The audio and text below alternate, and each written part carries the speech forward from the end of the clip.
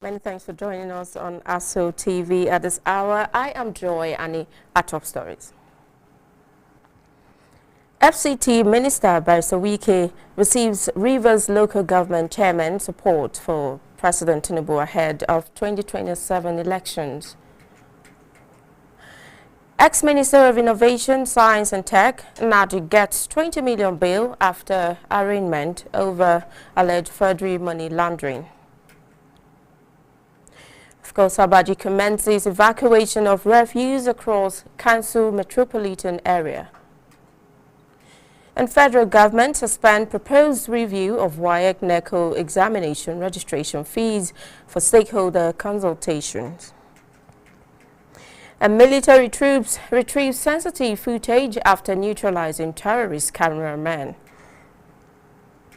And on the news in detail, chairman of the 23 local government council in Rivers State have declared their support for the Minister of the Federal Capital Territory, Barrister Nyesom Wike, commending his infrastructure drive in Abuja and expressing confidence in President Bola Tinubu's re-election prospect in 2027. The council chairman, led by Rivers State chairman of the Association of Local Government of Nigeria, ALGON, and chairman of Port Harcourt City Local Government, Sir Olwe Ihunda, stated this during a solidarity visit to the official flag-off of the Tungan Madaki Zuba Road project in the FCT. Ihunda said the project being executed across the Federal Capital Territory have transformed Abuja and demonstrated Wike's leadership capacity.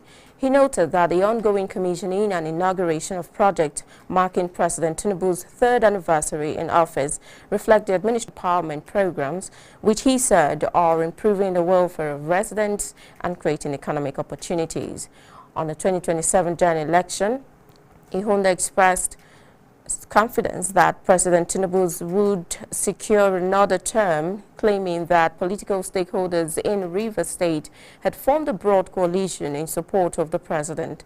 He added that a visit by the council chairman underscores their appreciation of Wike's performance and their continued backing for his leadership.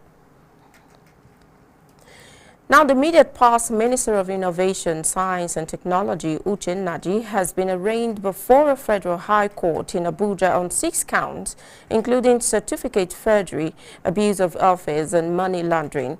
Nnaji pleaded not guilty to the 6-count charge over allegations of forging academic credentials, specifically a degree certificate from the University of Nigeria in Nsukka, the UNN, and a National Youth Service Corps discharge certificate submitted during his ministerial screening in 2023.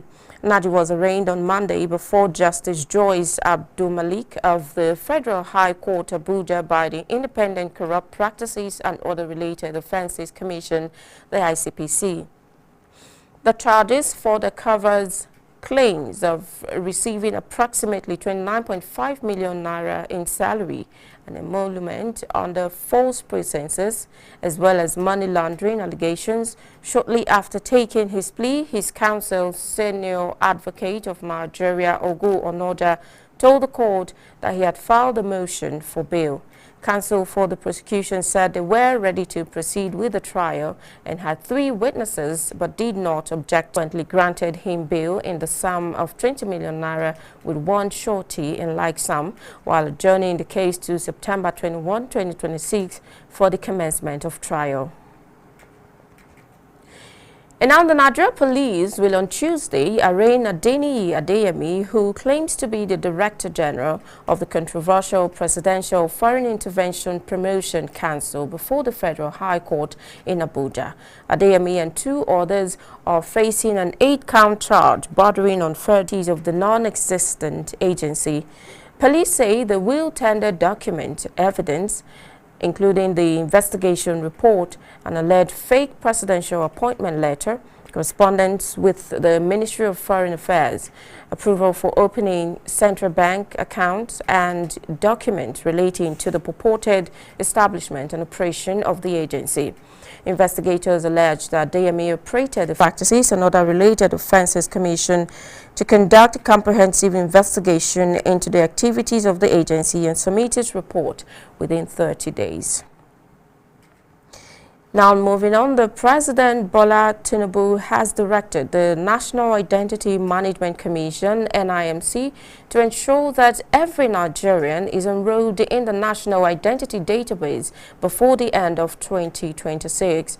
The agency's Director General and Chief Executive Officer, Abisoye Koka Odushote, who spoke to newsmen on Sunday, said the directive forms part of the federal government effort to establish a comprehensive national identity system capable of supporting effective governance, planning and service delivery. She said the president had given the agency till the end of this year to ensure every single Nigerian is captured. And according to her, NIMC is working with partners under the World Bank Supported Identification for Development, the ID4D project, to accelerate nationwide enrollment. She stressed that the National Identification Number, NIN, remains a unique identifier, ensuring that every individual is registered only once. Now let's turn attention to the federal government, which has suspended the proposed review of registration fees for the 2027 West African Senior School Certificate Examination and the National Examination Council (NECO) Senior School Certificate Examination, the SSCE. In a statement by the Director, Press and Public Relations, Mrs. Folashade Borewo, states that the letter conveying the proposed decision is taken. The minister said the proposed fee review was necessitated by rising operational costs associated with conducting credible national examinations, including logistics received from the Nigerians on the proposal. The Minister of Education, Dr. Maruf Tunji Alausa, described and directed that the proposal be placed on hold in line with the federal government's commitment to inclusive, transparent and evidence-based policy making. As part of the review, the ministry will engage examination bodies, state ministries of education, school proprietors, parents association, organized labor and other critical stakeholders to ensure any future decision is fair, sustainable and safeguard access to quality education. Well, the ministry reaffirmed its commitment to prioritizing the welfare of students and equitable access to education in line with the renewed hope agenda of President Bola Ahmed Tinubu. It also assured Nigerians that the public will be kept informed throughout the consultation process. The Governing Council of Yakub Gowon University, Abuja, has approved the promotion of 34 academic staff to professional ranks under the leadership of its chairman, Dr. Olanrewaju Tedrosu. The 17 senior academics were elevated to the rank of professor, while 17 others were promoted to the rank of associate professor across a wide range of disciplines and areas of specialization. Now, the promotions were ratified at the 10th and 101st regular meeting of the Governing Council following consideration of favorable external assessment reports of the candidates' scholarly publications. Now, the promoted academics cut across several fields, including community medicine, veterinary medicine, engineering, religious studies, guidance and counseling, accounting, library and information science, business administration and physics. The promotions, according to a press statement by Dr. from October 2025, consulting and congratulating the newly promoted academics. The Vice Chancellor, Professor Hakeem Babatunde Fawehimi, said the promotions reflected the staff's dedication to scholarship and academic excellence. He said the university would continue to strengthen its internal processes to ensure the timely consideration of external assessment reports and the promotion of deserving and diversing academics in line with established guidelines. Now, the African Forum for Innovative Teachers, AFIT, has held the grand finale of its 2026 National Women in Education Award to honor outstanding women researchers and education leaders across Nigeria. The event held at the Muhammad Gambo Hamza Hall of the FCT College of Education, Zuba, brought together women in academia, the paramilitary and other professional bodies to celebrate excellence in education. Daniel Obi has that report. Do solemnly pledge to uphold the highest standards of integrity. Director General of AFIT, Dr. Emmanuel Oga, praised the contributions of women to educational research and announced plans to establish a 10 billion naira endowment fund over the next decade to support women and girl child education across Africa. He also urged women to take on greater leadership roles. We don't need to consult the herbalists to know that in this part of the world women are relegated, and of course we have grown up with that the woman should play the key role at home and all of that. But of course recent development is telling at us that if you empower the woman, the economy will become better, leadership will become better, even the family front will do better. So of course the onus is on us to spotlight the woman and the female folks to see how far we can do.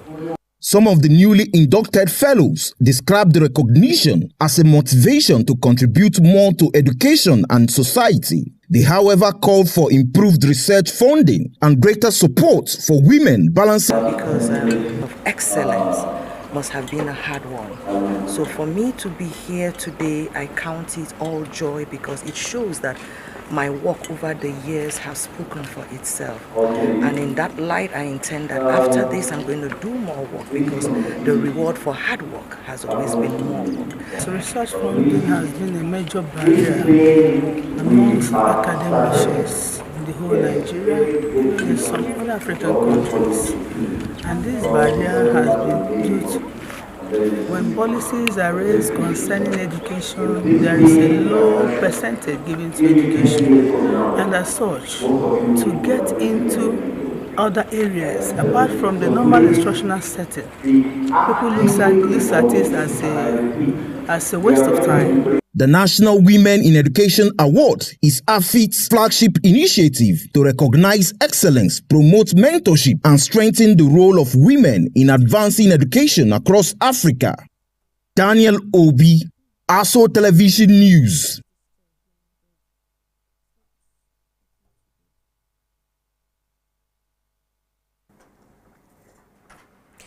Now, the chairman of Abaji Area Council, Alhaji Abubakar Umar Abdullahi, has commenced the evacuation of accumulated refuse across the metropolitan area of the council as part of his administration's commitment to promoting a cleaner, healthier and more sustainable environment.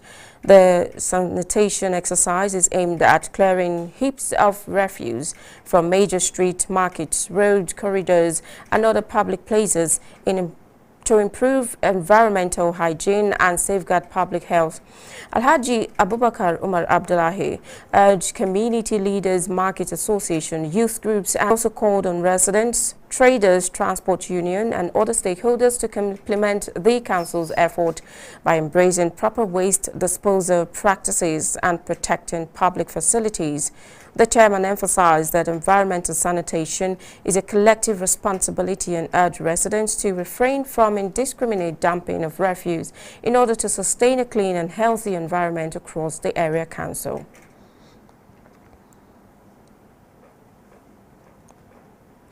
You're watching ASO Television News. You can watch us live on DSTV channel 392, also on StarTimes TV channel 127 and Free TV channel 507. We are also on the UHF band on channel 38. Now, still to come on the news. Military troops retrieve sensitive footage after neutralizing terrorist cameraman. Stay with us for this and more after this time out.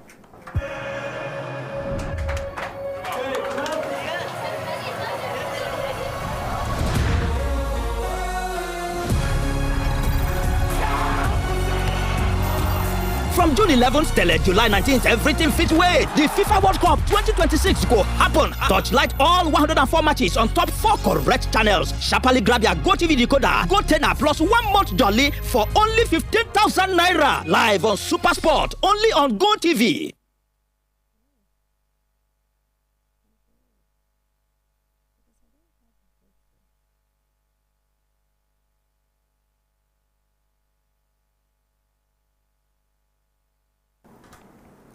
Many thanks for staying there. Now, troops of Operation Hadinkai have repelled an attempted infiltration by suspected fighters of the Islamic State West African Province ISWAP into Cross Kuwa in Kukawa local government area of Borno State, killing several insurgents and recovering a camcorder containing sensitive operational and propaganda materials. Preliminary forensic analysis of the recovered device also pointed to the involvement of foreign terrorist facilitators in the failed attack, reinforcing concerns over ISWAP's traditional and transnational links. Acting Media Information Officer of Operation Hadinkai, Captain Muhammad Goni, made this known in a statement on Sunday.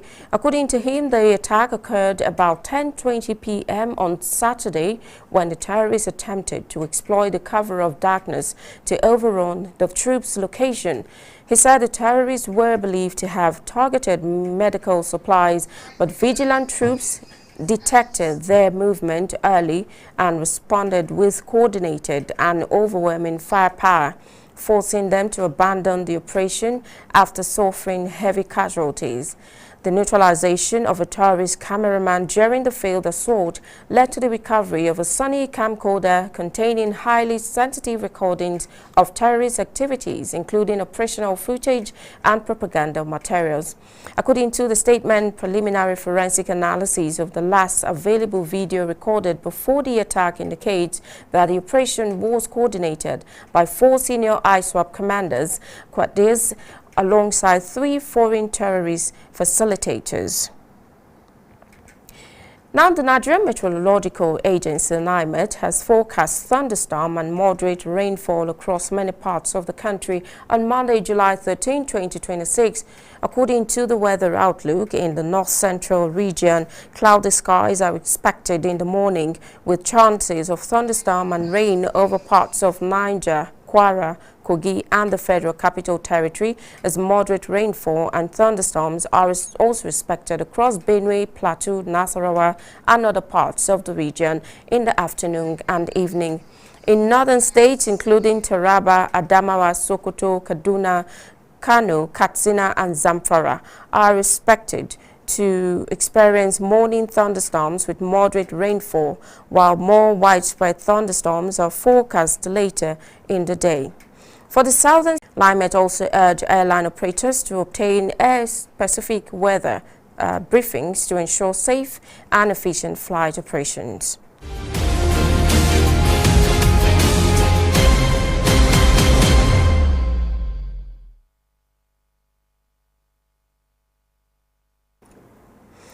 Now, Minister of Minerals, Solid Minerals Development, Dr. Dele Alake, has reiterated federal government's unwavering commitment to sensitizing the extractive sector, says no hiding place for illegal miners, and indicates that the minister's warning followed a coordinated enforcement that President Bola Ahmed Tinubu's administration has made cleanup in the mining ecosystem an absolute national priority. Dr. Alake acknowledged that the establishment of the mining marshals has significantly strengthened the government's enforcement capacity, leading to the arrest of more than 300 illegal miners and the prosecution of over 150 suspects, including foreign nationals, while several illegal mining sites have been shut down across the country.